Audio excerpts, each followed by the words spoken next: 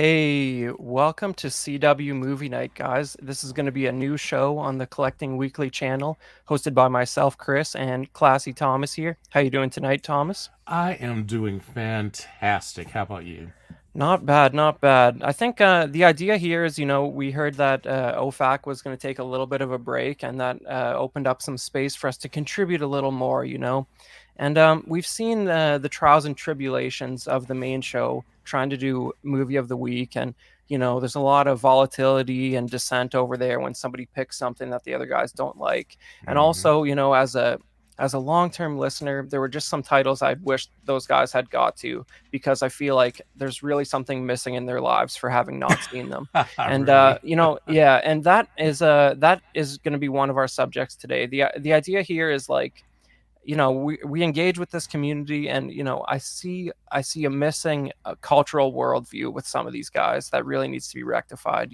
Absolutely. That's what it comes down to for me. So, Yes. there's those A-list titles out there that everybody's seen, but the stuff we're going to cover is a little bit more B-side type material, and that's going to bring us to our first subject, which is Alien 3.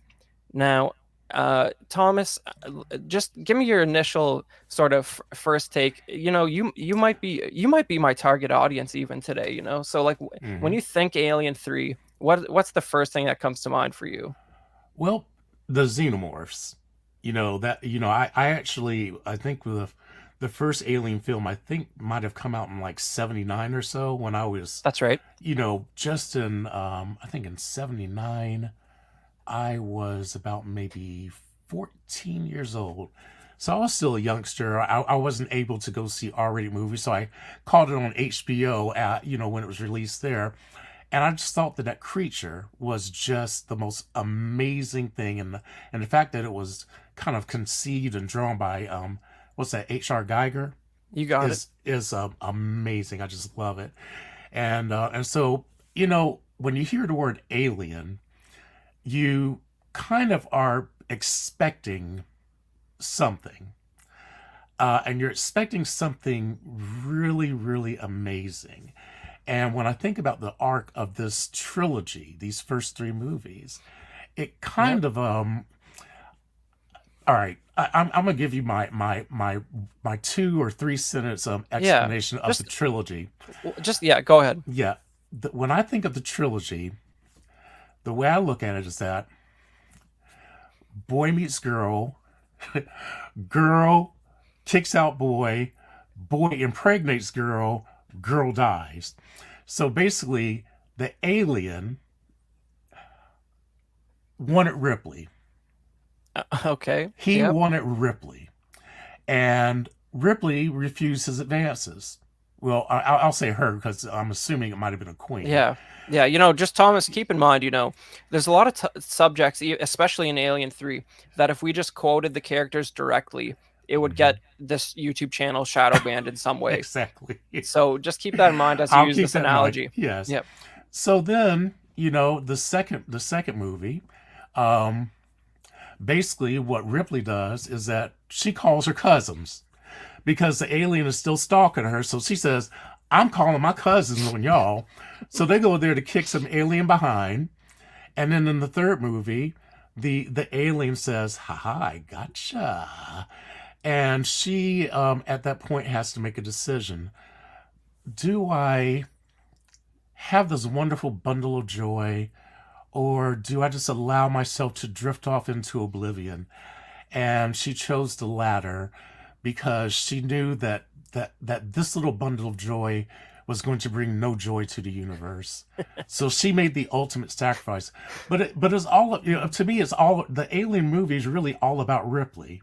Yeah. And so it's very exciting to see that, just like in a movie, you usually have a first, a second, and a third act. And in the trilogy, they followed a similar format. The first movie was the first act, then Aliens was like the second act, and the third act, the conclusion, supposedly until they did Alien Resurrection, was Alien 3. And I kind of feel Alien 3 was the weaker of the three. I know we'll discuss that a little bit later Yeah. on. However, I still am happy that they were able to, for the most part, make it a complete trilogy. Wow. I Okay. I Good. saw a start, middle, and end, and they should have definitely ended it when they ended it, but they didn't learn their lesson. Okay. So it's okay. So that's an interesting take because for a lot of people, I don't know if I don't really count you in this mix, but I think a lot of people just sort of are aware of the cultural narrative Hmm. that Alien 3 is bad. Oh, You know, I think that I don't I think they take it for granted that it's bad, but they don't also look at it in the context of how insane things have gotten since. hmm. And just as a big warning here, this is full spoilers. This movie turned 32 yesterday. Uh, Wow. it's like if you guys haven't seen this yet, we're going to convince you to see it by telling you about what happens in it, and that's Yes. not going to detract from it because I'm here to make the case that this is a cinematic masterpiece that is highly underappreciated. and Okay. it's one of those things, like it's the lost art of the sequel. This is not what you get these days. Look at the title of this movie. They just put a 3 right there. It's Hmm. not Alien colon uh some Greek god's name or anything like that. It's nothing weird like that going on. This is just it is what it says on the tin. It's Alien 3. And that what that means is that the first movie and the second movie count. It's not a director saying, you know what, I didn't really like the second movie, so I'm going to make a sequel to just the first movie because that's something we do in the current year. That's what Terminator has done like 3-4 times, and it's Hmm. insulting to fantastic filmmakers. And it's really not acceptable behavior. And back then, they thought the audience wouldn't put up with it. And they've learned better since how dumb the audience is. But, this is a real interesting experiment for me because it sort of it sort of tells you uh, like what the audience is looking for, right? So just to get you guys up to speed, most of you have seen Alien. I hope all of you except Badfish. I think everyone on the planet except Badfish has seen Aliens. So like you're up to date there. But basically, Ripley defeats the alien queen, and the Sulaco is just cruising with broken in half Lance Henriksen and Newt, and everything's all good. And they beat the monsters. The monsters went away. You can dream now. Wholesome ending with the kid surviving. And that's narratively where the second movie ends. And that sort of abruptly changes, right? Hmm. So basically, the long and short of Alien 3 is that Ellen Ripley, played by Sigourney Weaver, is the only survivor when she crash lands on Fiorina 161, a bleak wasteland inhabited by the former inmates of the planet's maximum security prison. Once again, Ripley must face skepticism and the alien as she hunts it down with the prisoners and guards. Without weapons or modern technology of any kind, Ripley leads the men into battle against this terrifying creature. Now, this is a movie fraught with production problems, development hell. Sigourney Weaver didn't know if she wanted to do it, and it's directed by a very young David Fincher. I think he was 28 or 29 when they're like, "Hey, how about you do the next Alien sequel? See how that goes, right?" And Hmm. he's not too proud of it, and he claims there was a lot of studio interference. But I think they really worked on it. There was a couple early drafts of the script where instead of a prison planet, it was a monastery. It was a planet made of wood, which I don't know if that makes any sense, but it was going to be like a Death Star made of wood, full of monks. And on some level, I feel like it sort of ended up in that place anyways. Like it's not really that different from that. It's a bunch of bald guys who are one is voluntarily celibate, the others are involuntarily celibate in this case. Yes. But in a lot of ways, I don't think it changed that much. There's a lot of apologists out there who say, "Oh man, if the director had only been given the reins to do what he really wanted to, this movie would have been great." I don't know. I'm not so sure. There's an alternate cut called the assembly cut. Some people say it's a lot closer to David Fincher's vision, and I don't know if here's a hot take. I prefer the theatrical cut extremely. Now, I watched it on this. I think there's been a lot of talk about physical media and Aliens lately since James Cameron personally oversaw the 4K remaster of Aliens that came out a couple weeks ago only. And it had a lot of controversy because it used a technique called digital noise reduction, which it really, it makes it gets rid of the film grain. It makes it look all smooth. I personally think it looks crazy, and I recommend that anyone who loves this series seek out this box set because it's pre-digital film grain reduction, and you have theatrical and director's cut of the first film, uh, theatrical and special edition of Aliens, and assembly cut and theatrical cut of Alien 3 on here. And the one version of Alien Resurrection, which Thomas is probably happy there's only one version of Alien Resurrection. But Absolutely. but yeah, it's got two different cuts of the first three movies on this box set. If it's out of print because nothing being printed new says Fox on it anymore, but if you can find it, it was on deep discount for a long time. I recommend it extremely. The bonus features are exceptional on this. But yeah, so if you look at how Alien 3 was received at the time, it wasn't spectacular, but you're following on the heels of Aliens, which I would place in the top 10 best films of all time. So, Absolutely. Yes. Yes. yeah. I agree. Yeah, so here we got good old Siskel and Ebert, and they gave it two thumbs down, and they said it was drawn out, and it didn't really do anything new for them. And it's one of the Hmm. few times I disagree with Mr. Ebert, but what can you do? I think the new ground Alien 3 tread was in the mind of its characters, not with the aliens and the spaceships and all that. It Hmm. didn't need colonial marines, Can but you give me a little bit more on what you're saying there? Because I kind of agreed with that. I felt like I didn't get anything new from the aliens.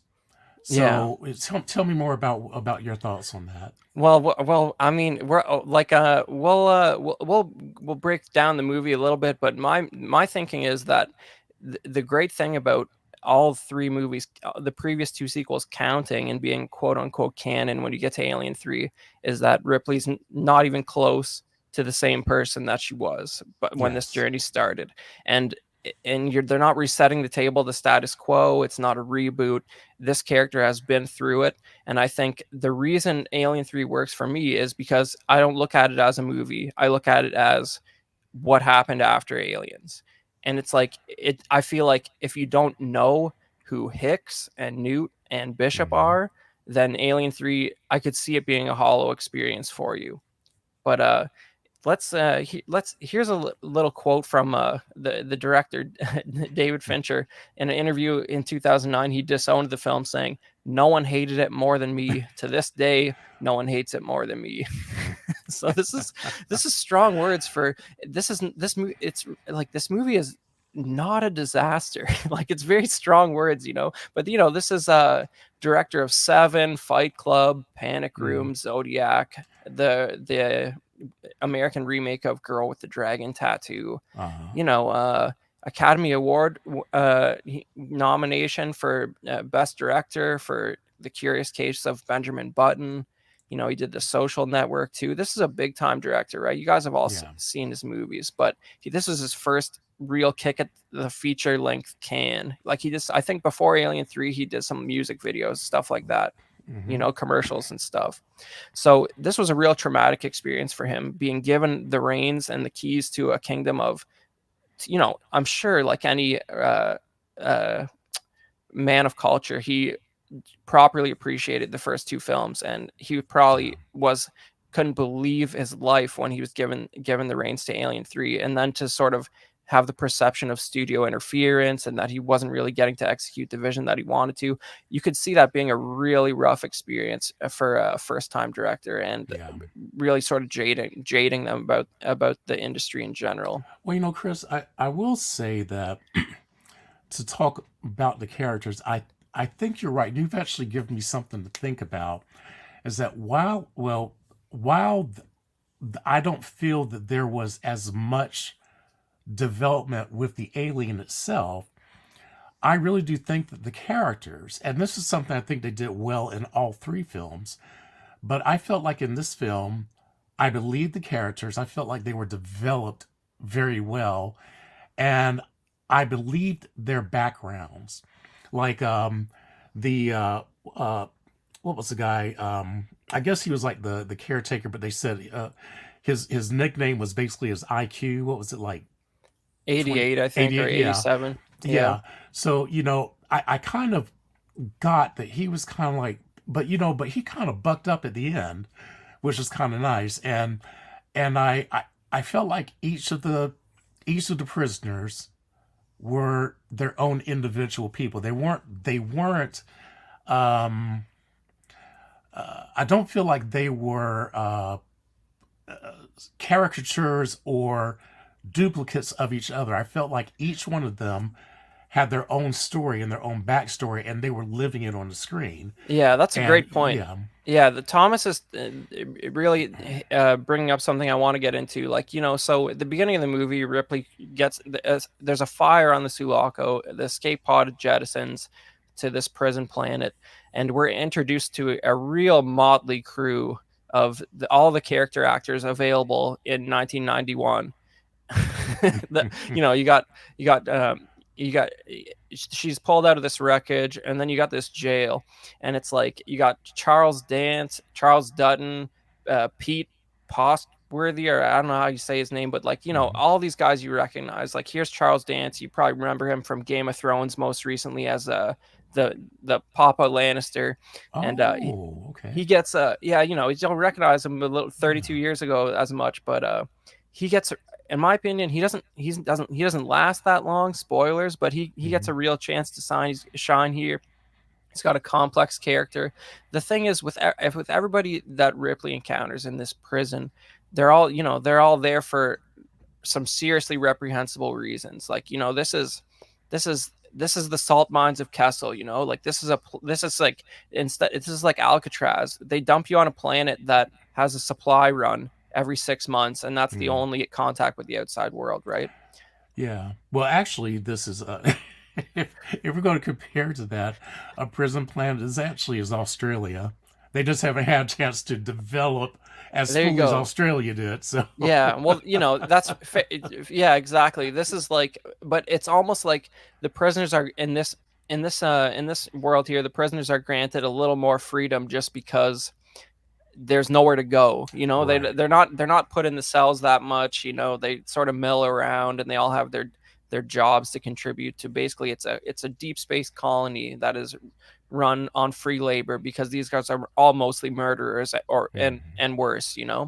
That's the deal, right? So it goes without saying, Ripley ends up being the only woman in this environment, and that causes trouble right away because it's a bunch of crazy dudes. And you know, one of the thing, basically, the plot really gets going because evidently, something made it onto the escape pod from the Sulaco. Maybe that the queen that got on the ship at the end, maybe she had a couple eggs still stuck to her somewhere that broke off Mhm. someplace, and their facehuggers crawling around, right? So you get a little bit of a tease that something sort of made it out, right? And Yeah.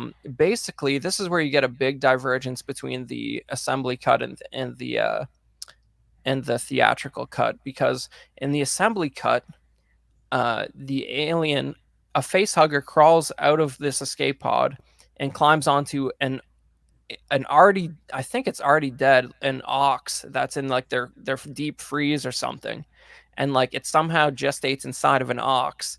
That's our that and basically we get introduced to this idea that whatever creature the face hugger attaches to somehow modifies the xenomorph that comes out. And Mhm. here we get a good look at the beautiful baby boy here. But so we get a new version of a xenomorph here, and in the theatrical cut, instead of a ox, it's a dog. So and Yeah. I think that makes so much more sense because we're presented with it's very similar looking to the original Alien. It has sort of the dome head versus the spiny head of the James Cameron film, but it's got a little bit of a more brown tone to it, which I mean, it's sort of a brown dog, I guess, but that's besides the point. It's smaller, it runs faster, It's a sleek monster, right?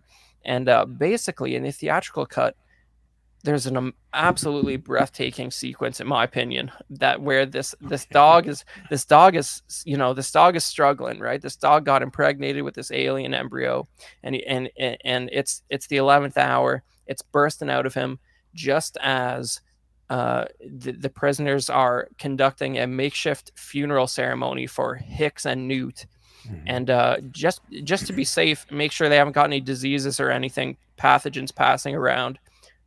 Hicks and Newt are dropped into a giant furnace, and Ripley is tearing up, and you got like all Charles Dutton reading a sermon, and Ripley's tearing up, and if you're watching these movies in sequence, like I'm saying, there's a lot of character development that just got jettisoned into this furnace while a new alien is being born.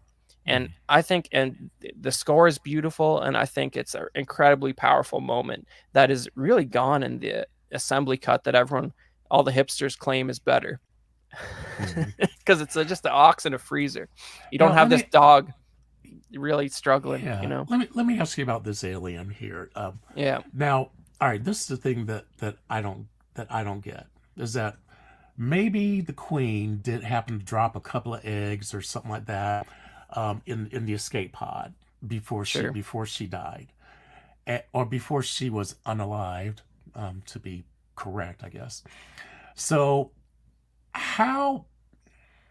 All right, this is the thing that I found to be a little bit of a plot hole. Number one, I don't know if I clearly understood why Hicks and Newt died if it was just a malfunction of their pods, but Ripley finds out that she was impregnated by one of the aliens, by one of the facehuggers. So if it did Yeah. that, how did it get into her pod to get to her? And then where was the carcass? Because it always drops off and just is laying around there. And also, Yeah. where were the eggs? We should have seen those big, bulky, ugly eggs. That was that was a plot hole that I had a hard time getting around. Yeah, well, I think I mean, it's one of the conceits of the film that, like, you have to get the alien onto this planet somehow. Hmm. But they were set up pretty good, having the queen that lays all the eggs having just broken off her egg laying factory, Hmm. uh, getting on the Sulaco. So yeah, it's conceivable one or two of them made it up there. But the thing is, like, you have to, like, they do cover it a little bit in the film, but like the escape pods, the cryo tubes are pretty smashed. Hicks is a impact death, I believe, if I remember correctly. Okay. But yeah, so you have that, and then one of my favorite things in this movie is, everybody remembers how Bishop was ripped in half by the alien queen. And here's Yes. bald Sigourney Weaver, which is one of the reasons, actually, David Fincher pitched that she shave her head for this movie, and that actually, it's anecdotal that that's Hmm. sort of what got her to sign on to do the film, because it's like, now we're making a statement of some kind here. It's interesting. It's becoming interesting again. It's Hmm. like, we're not going. It's not by the numbers. It's there. There's a statement being made here.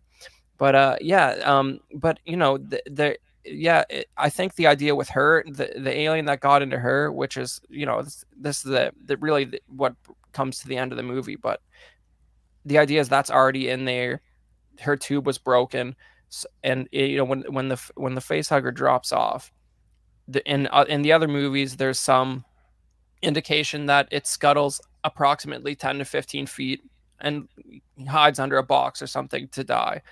There's a little bit Okay. of that, All like right. in the first movie, after it gets uh Kane, Mm-hmm. they find it up in the rafters. You know what I mean? Like, they're poking around the room where to go, and it's like it's dead, but it's up on the ceiling somewhere.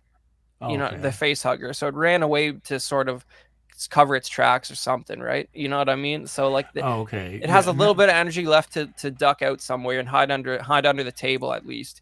That would make a little more sense to Yeah. me. Yeah, because I remember when the initial one came out, John Hurt. I mean, well, they said, well, when he was impregnated, and then they said, hey, you need to come here and see him. They said, well, it just fell off, and I was like, okay, so if the face huggers just die and then fall off, then how these others? How is it that nobody saw any evidence of anything alien related? Well, first of all, aliens don't exist, so why would they even look for such a thing, Thomas? They're salvaging garbage that rained down from the Mm-hmm. sky, and they're so slow. And as you might remember, you know, as after Ripley's been in the colony for a few days, some weird stuff starts happening. Mm-hmm. There's this guy cleaning one of these pipes. He mysteriously falls into a big fan and gets mulched. Accidents happen, but two or three of them happen in real close proximity, and they start seeing clues like this acid melted grates and stuff like that. And Ripley tries telling this guy, uh, who is played by Brian Glover, who is like, when I say they mind the character actors, like, this guy didn't do a lot, but Yeah. like when I saw him in this movie, I was like, that's the guy from that's the English guy from the pub in American Werewolf in London, who doesn't like the fact that You're Americans right. are walking around.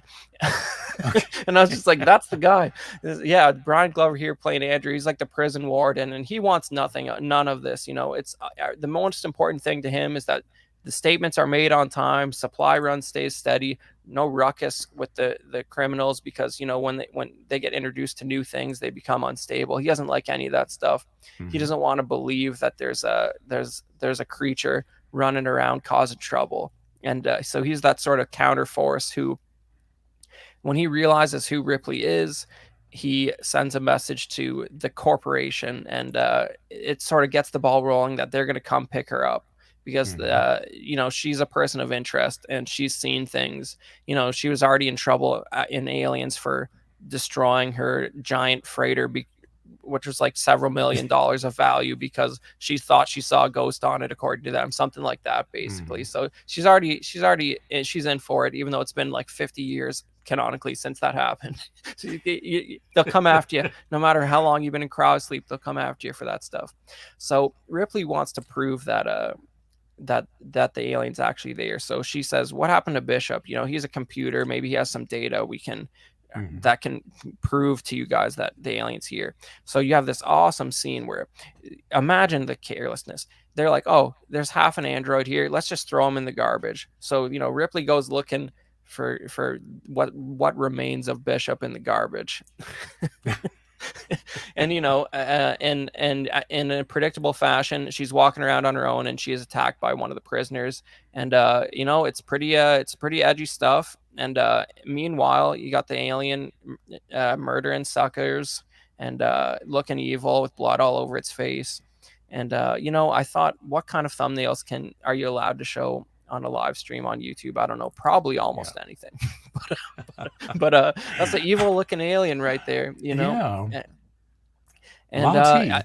yeah, and I think it's and basically these prisoners start dropping like flies, and Ripley fires up what's left of Bishop, and you get what I think is, first of all, it's important to remember, you got to count Alien Resurrection, but this is actually Mm-hmm. the only character who ever follows Sigourney Weaver into an Alien sequel. Everybody else dies.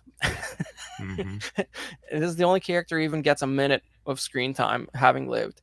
And you get this uh, beautiful performance from puppet Lance Henriksen, which is hideous, and I'm about to show you it. Spoiler alerts, but like, here's what he looks like, what's left of him after coming out of the garbage. And Henriksen does a great job with the voice acting here, and it's a puppet. Tom Woodruff Jr.'s team did all the effects on this movie, and I think his crew are back for the new one, Alien Romulus, so that's exciting. But Okay. you get this great interaction with Bishop and Ripley, and he sort of explains. He closes his eyes, he looks back into his data banks, and he sort of proves that the alien was with them the whole time. And it's heavy stuff, right? Because like this character and Ripley went through a lot in the previous movie, and this is where I'm saying it relies on the fact that you're factoring all the events of that previous movie into your viewing experience, and it Mm-hmm. sort of accumulates in the sort of the weight and the pathos of, oh yeah, all that work you did to destroy that creature and save that child and get off that planet, it was all pretty much for nothing. And the fact that Bishop was really kind of her touchstone because she was betrayed by the first android, Yeah, and in Ash. this movie, yeah, Ash. So Yeah. in this one, she finally had some trust with it. So her being able to go back to that and know that she can rely on his information is actually kind of shows about her growth. Yeah, and I mean, like, let's be honest. Like Lance Henriksen is a living legend. He's still with us. He's in his 80s now, I think. They're doing the convention circuits now and then. But man, like I'm a big fan of he's in the original Omen and Pumpkinhead and Mm-hmm. all that good stuff, right? And his performance in Alien is fantastic, and Aliens, sorry, and you get a little taste more of that here. And I think there's a lot of stuff in this movie that this movie brought a lot to the pop culture zeitgeist that you wouldn't, for the amount of crap that it gets, you wouldn't think it was so influential. Like you have this Mm-hmm. Yes, iconic that image scene. here. Like Yes. this is parodied without people even realizing that they're parodying a scene from Alien 3. They just, this is just this image is just synonymous with the franchise, and it's like, does the average person even remember what's going on in this scene? You know what I mean? Probably not, right? And this is sort of the alien gets that close to her and doesn't kill her, and she begins to suspect there's a good reason for that. Yes. Yeah, and that's Mm-hmm. that she has one of these alien embryos inside her already, so it's culling the herd if it just destroys that. So the basically there's the prisoners sort of band together. They have a little scheme to try and destroy the alien, and they sort of start, there's a building montage where they set up their little Mm-hmm. trap with some, it's the furnace ventilation or something. Look at that beautiful toxic waste sign. This film has some really epic sets that, like, tonally, like color palette wise, it doesn't go to outside of the box. You have a lot of this like warm orange stuff here, but Mm-hmm. some of the sets are really massive and expansive, and then you have little tastes like this of the Sulaco that matches some of the previous design. So yeah, she goes back to her medical pod here just see if she can get a little X-ray image of Junior, which she does Mm-hmm. successfully. Yeah, but all that's going on while the company's trying to come back, and this is it's basically a race against the clock to destroy the alien before Weyland Yutani shows up to do God knows what with it, turn it into A bioweapons, weapon. Mm-hmm. and basically and probably fail and cause the downfall of humanity through their hubris. You can't have that, and this is where it's sort of, you get a few scenes where Ripley's sort of coming to terms with the fact that her ticket's pretty much punched. She's got the alien inside her. In this point in the canon, no one has successfully removed an alien embryo from a human, Right. and they have lived. So she And that's and when she makes that deal with Dutton. Also, she says, "Listen, when we get rid of Alien, you take me out." yeah, Because she said this thing cannot get off this planet. exactly. It's heavy Mm-hmm. stuff, right? And this is what I'm talking about. Like, it's like, if you look at it as a three-part series, it's not a happy ending third act, but it's a satisfying and logical third act. Mm-hmm. Because it's like, it's for me, it's all about, like, it's childhood's end, man. It's accepting your own mortality. It's accepting the fact that bad things happen, and they don't have to happen for a reason. They just do, and that's just what happens in life. Sometimes, it's like Newt died in a accidental fire while sleeping in her cryotube Yeah. after all that they went through, and you don't get to pick who survives in the end. And it's heavy stuff that you have no business getting from Alien 3, but here it is on display. And it's and you don't how many movies do you have where the lead protagonist is aware of their guaranteed death for the last third of the movie? Mm-hmm. It makes for an interesting dynamic.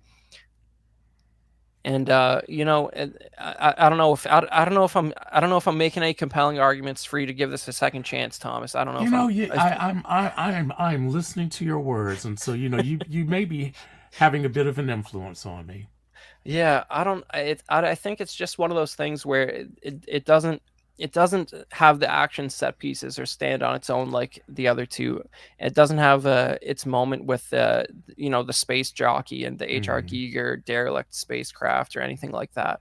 But it has some interesting stuff and some wonderful designs that get very little screen time. Like here, you see the incognito representative of Weyland-Yutani arriving on the prison planet, and he's got these awesome, like, space marines that I think they're Hmm. called just Weyland-Yutani commandos, and we're gonna talk about those guys a little bit later near the end of the show here. But Yeah.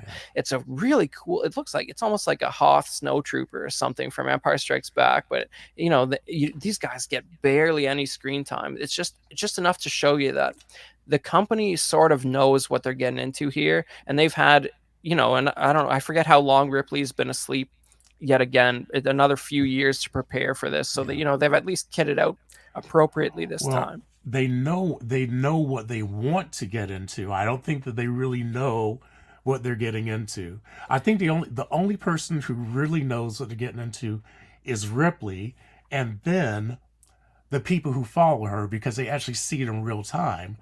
But these people have never interacted directly with the alien, so they don't really know. I mean, they hear the rumors, but they don't really know exactly how Yeah. lethal this thing is. Yeah, but you can. They're building information, and if you and this is just stuff you just don't get anymore, really. But if you Mhm. pay real close attention to some of the designs here, the look of some of the scientists, this is stuff that carries over to Alien Resurrection. Like it or not, it's like somebody in the costume department, art department, whatever. They're at least looking at this stuff and taking it seriously. They're not Mhm. saying, I need to make my mark. What am I going to do I'm just going to change everything. I'm going to Neil Scanlon, this Force Awakens, get rid of all those alien designs from the original Star Wars. I'm starting over. None of that nonsense going on here. They're taking the job seriously and looking at with the logical progression of Progression. technology, Yeah. and I appreciate that. And also, this movie gets a little bit of flack for the alien creature effects. Some people say, "Wow, that's real bad CGI." I guess it was 1992, so what can you expect? But Mhm. there's a technique on display here that only takes place in this movie in the series, which is they used a rod puppet on green screen to get the alien to run around a few times. It's like a small scale puppet on green screen. And I think that's the shots people are talking about when they say it looks like real bad CGI, because you can sort of see the green outline and Yeah. The the halo masking effect. problems and all that. Exactly. Yeah. Of course, you have that combined with Tom Woodruff Jr. in a full size suit.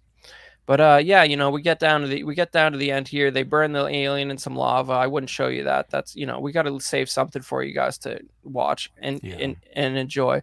But we get revealed that this representative from Weyland-Yutani looks exactly like Bishop, Bishop. Yeah. Oh, but and before you yeah, get there, when let's not forget that when the alien is down there in the lava, Ripley is trying to get him out, trying to get Charles Dutton's character out, but he won't go because he knows that because every time he tries to leave, the alien tries to climb out after him, and so he says he has to stay. However, Ripley is kind of torn by that because she's like, "Well, you promised to take me out," and so that struggle was kind of. I thought that was a real interesting play on those two characters in particular, and the kind of bond that they had developed. exactly. They have so little in common other than that they Hmm. have really been through it, and she sort of challenges him to honor that agreement, and that's good stuff. Look at that, Thomas remembering stuff from Alien 3. He Hey, doesn't I like it. watched I watched the movie. I didn't say I didn't watch it and watch it carefully. Look at that, it's good stuff. But it's like it's a powerful character moment. Hmm. Like this is something. I don't know how to state it carefully, but like Ripley bonds with characters who are, their backstory is that they're worse than anyone you've ever even heard of, most of them. And Hmm. they've done unspeakable things, and that doesn't matter right now because there are bigger problems at hand. And she makes alliances with them because they're available, and she makes connections with them. And you get very when you're being chased by a monster and the world's at stake, you very quickly get over someone's past if they're on the same page as you in the present. And this is just like you And it's don't I amazing don't know. about Ripley's Yeah.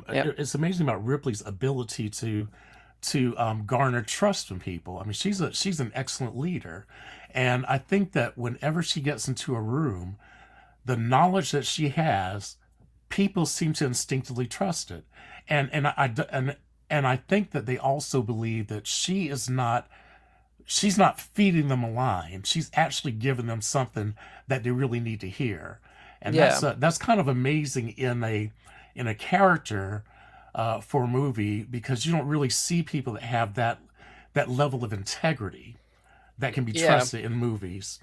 Exactly right. And like you and like I'm glad you brought that up. This first scene where she gets like introduced to like the majority of the prisoner crew, like Charles Dutton here is like, he's on fire. Like he's basically like Mm-hmm. trying to he sees her come in, he's trying to set the table like I'm the top dog here. Like you don't understand. I've killed a bunch of people. Like I'm here for a reason. You don't want to mess with us. And she quickly establishes that she's unfazed by this sort of social game that he's trying to play. Mm-hmm. And it's basically like pass the salt. Like I don't care that I'm sitting around all these Mm-hmm. murders, right? And that's good stuff. She said, "Until you get some acid in your blood, we'll talk then. But right Yeah, now, I'm not worried exactly. about you." Yeah, exactly. It's just it's such a weird dynamic. And it's like, and part of it comes from the fact that it's like, these guys are all supposed to be like, it's great casting because they're all supposed to be kind of weird, not likable dudes. And like that's just part of who they are, part of what the movie's about. And there's not like, even like when we even Charles Dance earlier, the guy from Game of Thrones. There's a lot of Charles in this movie, but Yeah. like he's the closest thing to like an honorable, empathetic character. He's actually in jail because he was drinking. He was a surgeon who was drinking on the job or something and Mm. killed a bunch of people accidentally or something, and that's why he's there. So he's that's heavy stuff. Exactly. But Yeah. So we're yeah, going to so take you and put you on a prison planet, away from yeah, anything. No women. You're around a bunch of killers.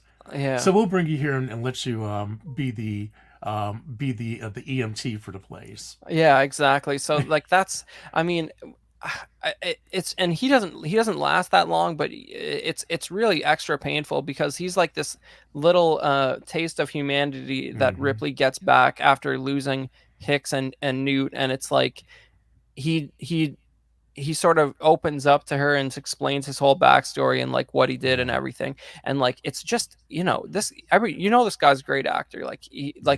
He's been around for a long time, he's in tons of stuff, but like this is a little bit earlier on. But like the whole idea like he's assigned to her because he's like administering like some vaccine or sedative or something. And he Mm-hmm. first explains to her that he accidentally killed a bunch of people medically, and then she trusts him enough to like Yeah. put her arm over for the syringe and all that. And it's good stuff. They have a little bit of a fling in during his remaining brief few days of life before the alien gets him. And and once she loses that too, it's really game on for her. She doesn't really care what happens to her anymore, right? So uh the stakes are sort of altered in that way, right? Yeah. And basically, it gets down to the end. The alien's dead. Ripley knows her ticket's punched. It's coming up to it, and somebody who looks just like Bishop shows up and claims to be the guy who designed the Bishop androids. And it's left ambiguous as to whether or not that's actually true. I don't know if Yeah. there, because there's a funny little Easter egg in the credits where this character is just credited as Bishop 2. So so the idea is that either it's left ambiguous whether he's telling the truth or if the company sent another Bishop Another. model just Right. because it'd be a friendly face for Ripley.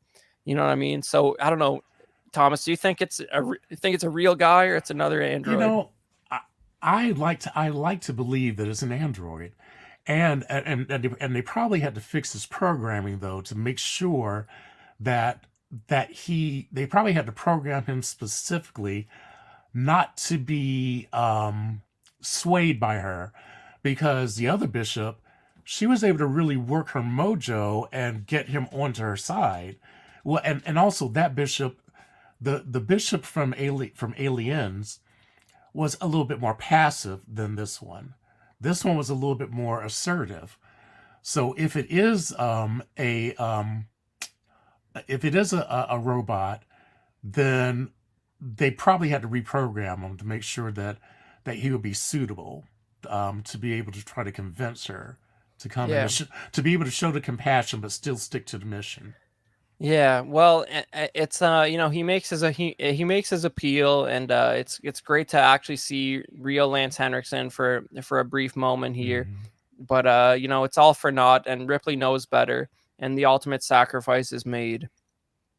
Now, you know, she throws herself into the same furnace that Newt and Hicks's bodies went into, and what we're led to believe that, you know, it's the end of an era. Uh, you know, Ripley did what she had to do to stop the company from getting a hold of the alien DNA and wreaking havoc with that, probably bringing it back to Earth and then having a lab leak of some kind. Oh, I just got the video flagged Mhm. by saying lab leak. Sorry about that, guys. But Lab. Oh. but you know, so it seems like, you know, it seems like the pop culture landscape has determined that this is an unsatisfactory ending for some reason, and I can't really, I don't know, it escapes me why that is, Thomas. You know, actually, to be honest with you, I liked it because sometimes the story just needs to end. And Imagine that. to me, this was a really, it was a true ending for Ripley. And that's because the story kind of focused and surrounded her. It made sense that with her demise, it also would bring out about the demise of the alien, because they seem to be so connected. Now that brings me to my second hole that maybe you can answer. All right. Now, for the other two movies, we've learned that the aliens are very, very vulnerable to fire, and they avoid it at all cost. So I understand why Ripley would jump into the lava with the one who was bursting out of her. Yep. Now the full grown alien that was down there and had its moment in the pit Yep. the liquid metal. There's one alien. There's one grown adult alien in this movie. There's an alien and a face hugger or two. But Uh, as far as it's not like the second movie where there's a bunch of aliens. So right. it's sort of back to the original in that way.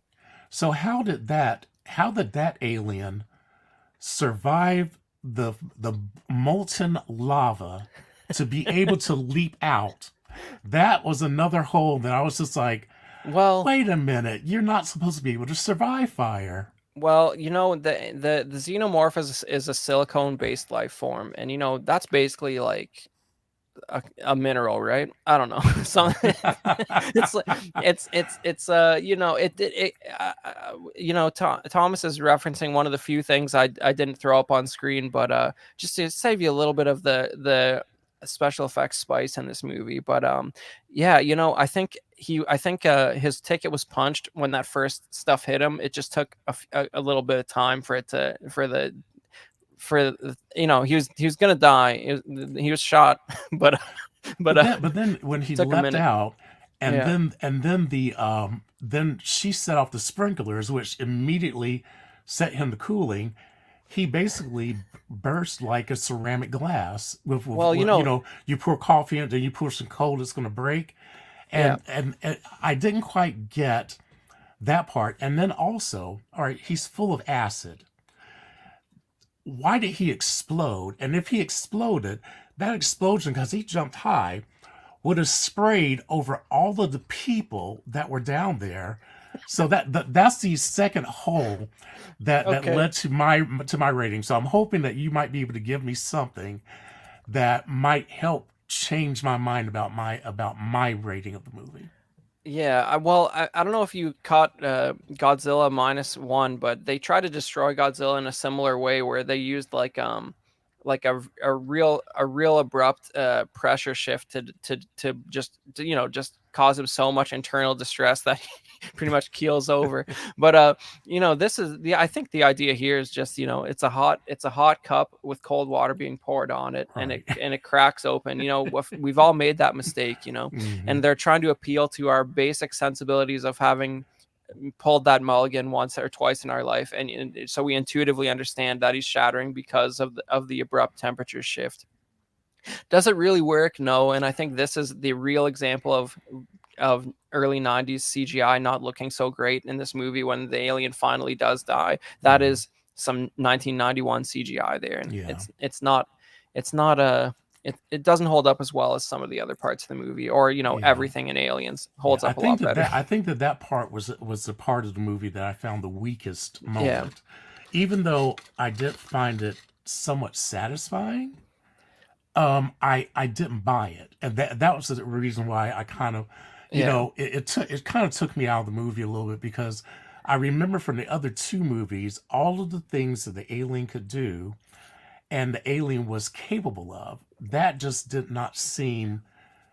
I mean, I know they needed that extra moment of drama, yeah. but I don't know. It's just a stinger. I hear you. Yeah. It's you know what, yeah, I'll give you that, Thomas. That it was one of the few valid criticisms of this movie. No, Okay. but you know what? All right, so we got to keep it moving here. Basically, I love this movie so much. I think you should watch it.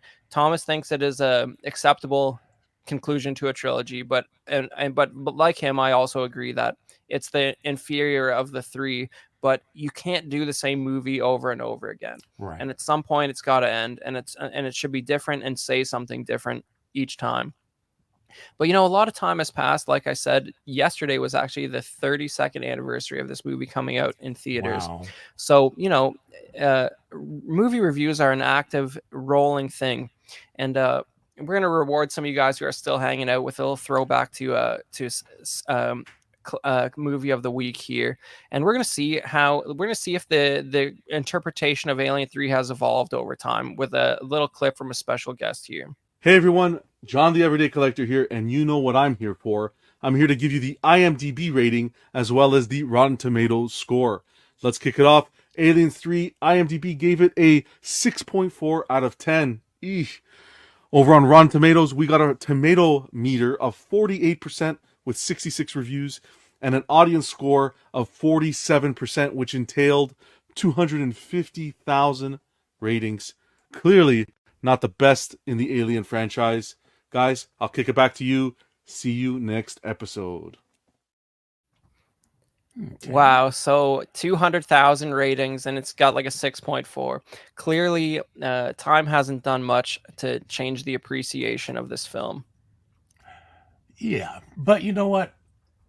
The your explanation of my first issue that I had with this movie has actually inspired me to increase my score when we get to that just slightly. I'm it's not a drastic change, but it's enough to make it that I think it's is worth it. Wow. So I mean, I should have foreseen that coming because I knew I had some real persuasive arguments. But this is the final verdict, and since Thomas is rebranding his channel Classy Thomas because probably because that name no longer features a copyrighted character in it, and or maybe it's due to some other part of that name that's also a little bit edgy.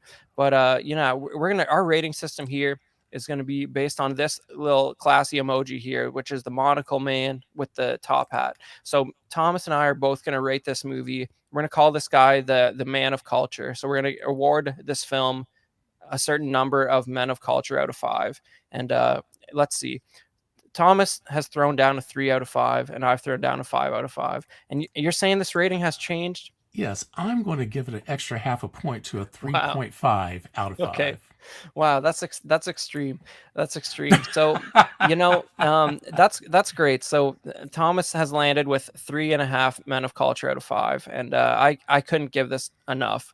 I think that it's a remnant of a bygone era where sequels were really sequels, and the story continued in a logical way that factored in the previous events. And I think we need more of that, whatever that is, and Yeah. and heavy ideas, deal with death, deal with the loss of Hmm. people you care about, and face things like that everybody faces in their real life, and bring that to the screen and make Yeah. something real and powerful, and not movie of the week Marvel cinema where they put a preview for the upcoming film at the end credits of every film they put out, which is just an endless cycle of Yeah. sequels and recycling. But And for me, I do yeah, believe that the reason why I originally gave it the 3 was because I said this movie, number one, deserves it for rounding out the trilogy. So I started with it right there in dead center, saying, to me, this is a pretty good movie. It's not great, it's not bad, it's right there in the neutral zone. And I think by giving it that extra half a point, is tipping it just a little bit over into where I think it's a good movie, and it's definitely worth watching. But I would say watch all three together, just like watch all three together as a trilogy. yeah, It will I think that a lot of the points that Chris brought up will make a lot more sense, and if you see it all together, because you'll be able to see those little nuances that happen from movie to movie. Oh, and also, I know we missed it earlier, but in the chat, we got from Just Another Friday Night podcast, we got ourselves a $1.99. What's it? Is that the super chat or the? yeah. I think that's a super chat, but we really appreciate that, guys. Yes, thank you. You're killing it on the Friday show, and we appreciate you guys jumping out to support a new show on the Collecting Weekly channel. Anything else interesting there in chat, Thomas? Let's see. Just a bunch of hooligans, of course. Yeah, but Yeah, actually, just the people they've been communicating in the chat, and I responded to a few people, a lot of from Sam Gist. So we cool. do thank you for your active participation. All right. And hey, and look at this. I'm with Thomas. 3 out of 5. 5 out of 5 is a perfect score. I know you like it, but perfect movie. Yeah, I'm So going there. I'm going there. It's just, it's just like take someone's entire family away, kill their whole family, and give them a fatal illness, and see how they react in challenging situations. And that's a hell of a story. That's, you know what I mean? That's what I'm mm, talking about. This none of this fluffy nonsense, right? But anyways, this is we're on the Collecting Weekly YouTube channel here, so I think we should take a little bit of time to talk about some of the fine collectibles that have come out associated with Alien 3. I don't know how much of this Thomas is familiar with, but we're going to get into a few slides of that stuff here. Now, I don't know if anything comes immediately to mind for you, Thomas. Maybe not. no, I don't think I recall anything specific from Aliens 3. All Alien right. 3. Well, that's probably because the only thing I have on this list that came out the same year as the movie is actually branded with aliens on it. Now, this is a Kenner figure line from 1992 that the only real connection it has to Alien 3 is that it came out the same year, so they're banking on some cross promotion and the movie being in people's minds. And Mhm. also it plays with the idea of if the xenomorph attaches onto an animal, that the alien collects some of the attributes Yeah. of that animal. So these figures, you got a panther xenomorph, you got a spider xenomorph, all kinds of hideous half breeds. So really, in many ways, the alien is kind of like, if you compare it to the Marvel universe, it's kind of like the Venom symbiote.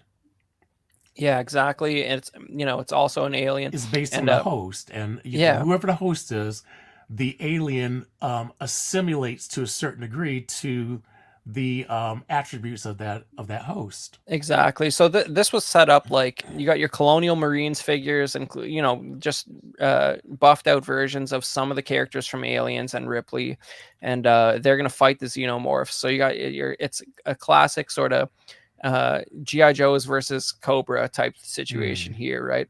And this is a fun line. And the next slide I'm going to get into, NECA remade some of these figures in recent times as sort of like tribute retro packaging versions, and you got like a new Panther alien and Gorilla alien and all that stuff. So that's the next thing I want to talk about. NECA has put out some really awesome Oh, figures for this.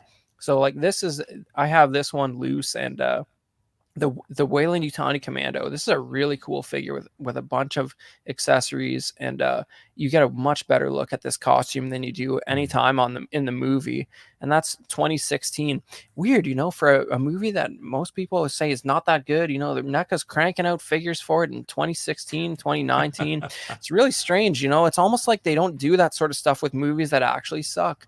You don't get products from movies that actually suck 20, 30 years down the oh road. It man. just doesn't happen. And this creature pack they put out here is from 2019, and you got an early Scuttlin version of the alien and the Queen face hugger, which is actually only seen in the assembly cut, but it's not enough to Mm. get me to like the assembly cut more. But it's basically like a real dark face hugger with webbing between its fingers, kind of like a I don't know.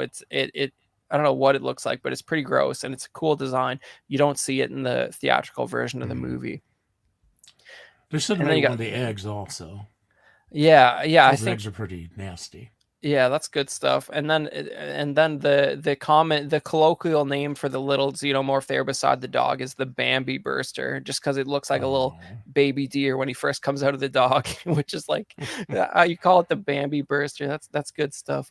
And then you have the poor dog that meets his end to release the alien here. And I love this Oh. NECA alien stuff. I think if you can find that Commando, I I don't have many NECA alien stuff. I have the engineer from Prometheus, Mhm. regular xenomorph, and this guy. But it's just an awesome design. And when do you get a deluxe figure from a background character from Alien 3? What I mean? Yeah. It's not common. And then we'll get into a little bit more higher end stuff here.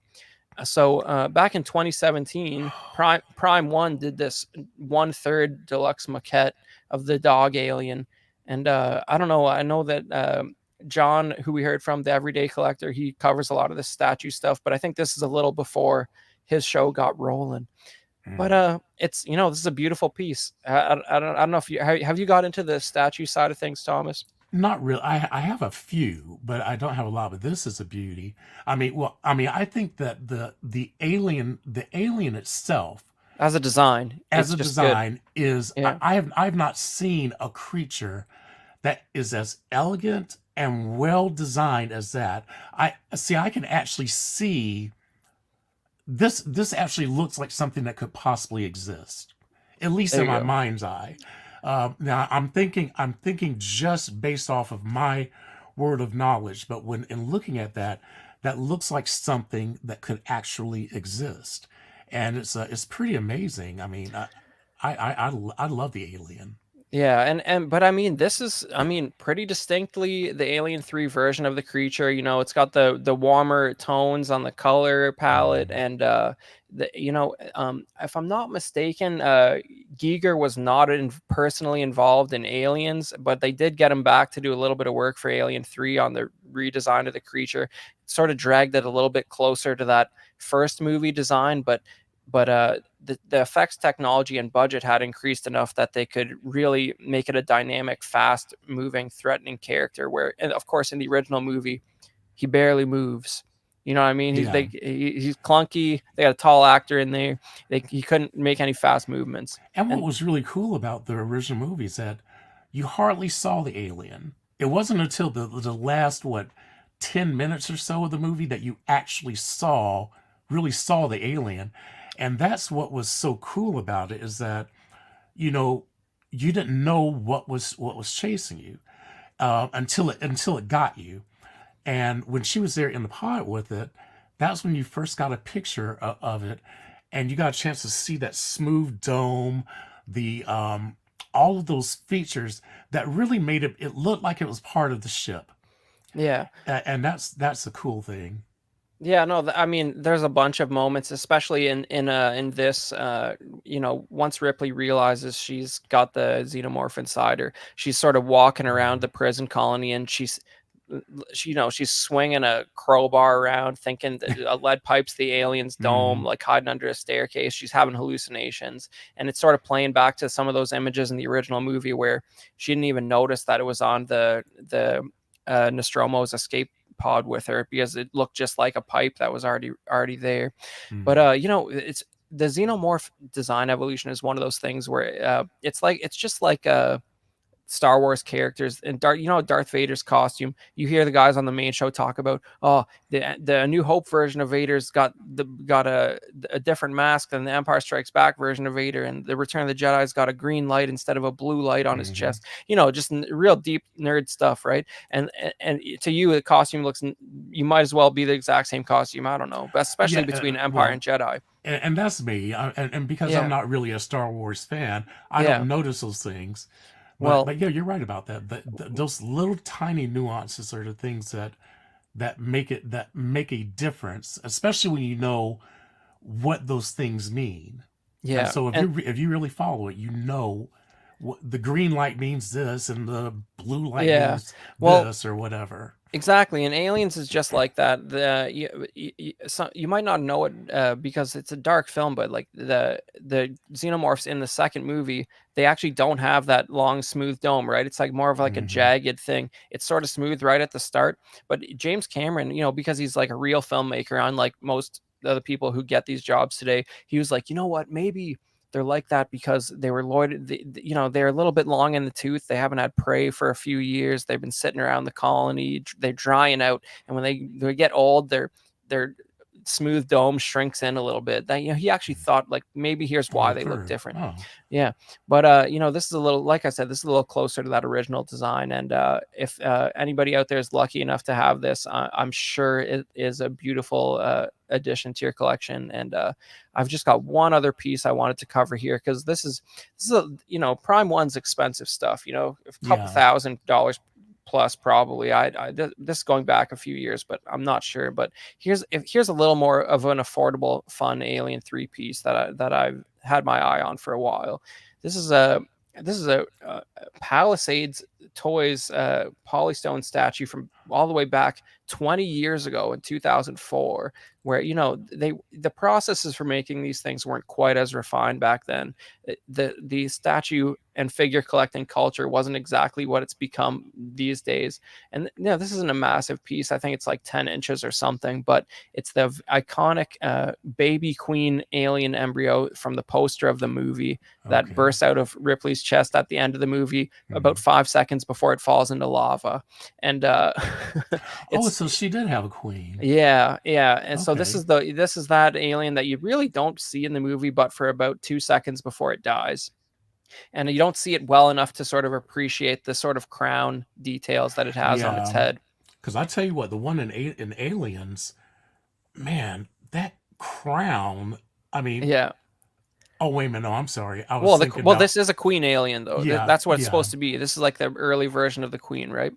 But yeah. And when she was dropping them eggs, I yeah, said, ooh, you nasty, you nasty. She was just dropping them eggs. That big yeah, tube was just. exactly. And I was like, it was and who was getting her pregnant though? That's the thing I wonder about. it's Who was well, her? how's the ant colony work? An ant colony gets it done somehow, Thomas. It was not. I don't know. I'm sure a biologist has a good answer for you, Yeah, I'm but like, yeah.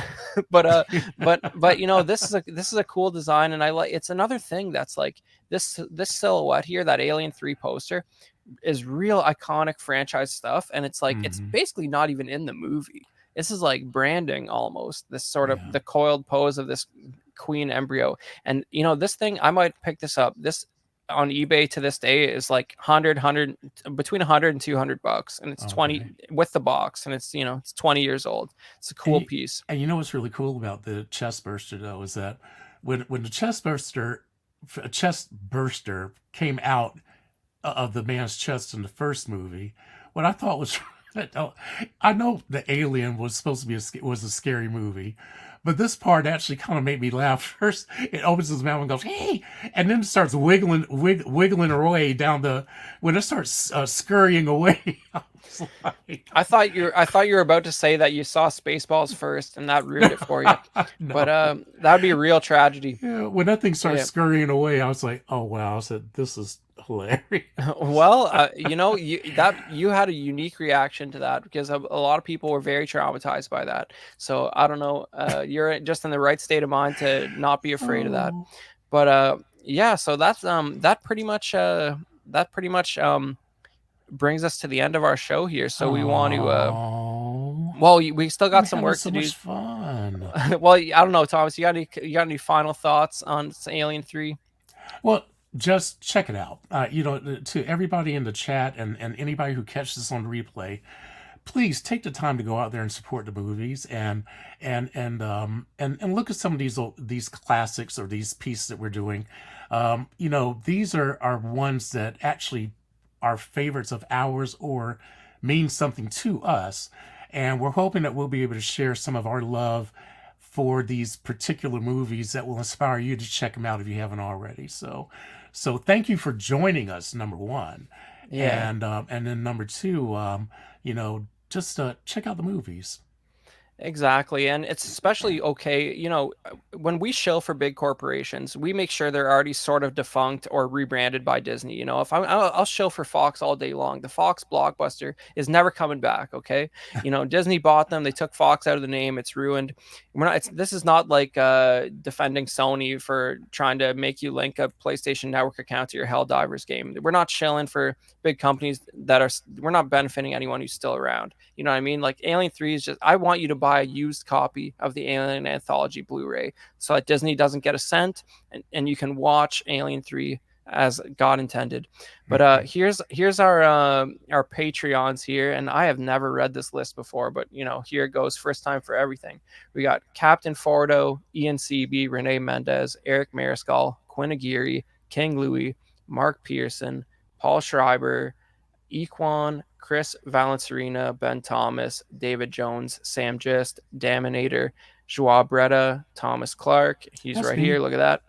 Eric Schweitzer, Six Guns Figs, Badfish, Toy Cartel, Dan Lee, Deanie Martin, Stephen Kret, Big Fern, Caesar American, Mark Phillips, Lisa Martin Bomonsky, Rick De Gregorio, Ricardo Valdez, Jose CZ, Erwin Azucena, the illustrious Rainer, Alad Morgan, Tukathri Wa, Derek Belasadinsky, apologies in advance, Arias Portillo, Alvin J, Six Scale Collector, Aurelius Delgado, and I'm covering my slide here. Oh, Who's in that man. top corner? There we go. Jazz Carroll, Joe Ridley, Pablo Meza, D-Rock, Matt Clevenger, Seth Tucker, CC3PO, Scott Smith, Don Matan, Stephen Percha, Sean Yotzi, Scott Bradley, Stephen and Maria Stanley, Eddie Manzanares, Louis Bennett, Chip Perrin, Jimmy Hernandez, Gigi the Judgmental, GG. KODS. Is that a new one? I think I'm that's not sure. XODS. XODS. Okay, cool. Glad to have you. And Brenton Palmer. And, we really appreciate you guys supporting the channel. I've had a great time here co-hosting Small Talk for probably almost a year at this point, and I've really enjoyed it. And I think that it's great that you guys support the channel, and we got YouTube members too. Thomas, Yeah. I don't know if you would mind I reading will. off our YouTube members All here. right. To our YouTube channel members, we have Absolute Irwin, Alvin J, Andrew, is it Gibo or Gebo? Okay. He's been saying Gibo. Gibo, okay. Benjamin Hanson, Big Ol' Fern, Bob Dylan, CC3PO, Chris V, CT603, DJ, Daminator, Doc Smizzo, Equan, Fat Batman, Gare Bear, Good Old Spotchka, Gotham Cenobites, Justin Sportcard, LV Avenger 702, Mark Pearson, haha, Mike Latoris, Money Mendez, OG Fan, OMFG Rick, One six-figure focus, Paul Schreiber, Philip the Fool, S-Beam, Sam Gist, Scarn Lord, SpongeBob, Square Ball. Sunnyvale Nice. Russ, The Ben Thomas Show, Toy Mafia, and XODS. Very nice, and we appreciate all the YouTube channel members as well. You know, if you're on the Patreon and you're on the at least the second tier that's above just the digital only benefits, you got these two stickers for your May-June benefits. The Tough Nut sticker, which I believe was designed by our very own Dean Martin, and Yes. and we got a cool small talk variation here in a wrestling theme. And you know, and some other shows on the channel, which there's been a new slide for this since I put this deck together. Yeah, Apologies in advance, Zach, You want if me you to made call it this these out far. for you? Go ahead, sir. All right. So, of course, we have the OFAC podcast, which, of course, they're on a temporary hiatus. We are kind of filling in that slot as CW Movie Night. Then we have Collecting Weekly Live, which is, I believe those are on Tuesday nights. Small Talk. We got Aux Plays, Mind Flayers Web, After Dark Bricks and Brews, and Question of the Week. Yeah, and you know, if you haven't checked out Mind Flayers Web, that's the D&D crew playing Baldur's Gate 3. It's a good time. I don't know when they've got a little bit of a interesting recording schedule. It's basically because it takes a lot of effort to get the team together and put in a few hours, but I highly recommend that if you're a D&D fan.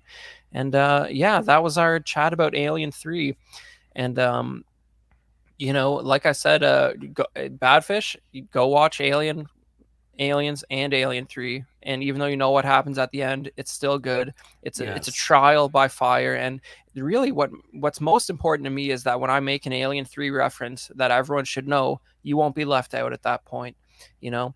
So that's just about it for us, and we're gonna give you a little spoiler alert to our next episode, which will be one of Thomas's picks here. Yes, The Evil Dead Rise. Yeah, so this is a little bit more of a contemporary pick. We're not gonna get too much into it, but just you know, this is probably only like 2 years old. This is probably the newest movie we cover in the whole run of this show, probably. Yes. So get ready for that, guys.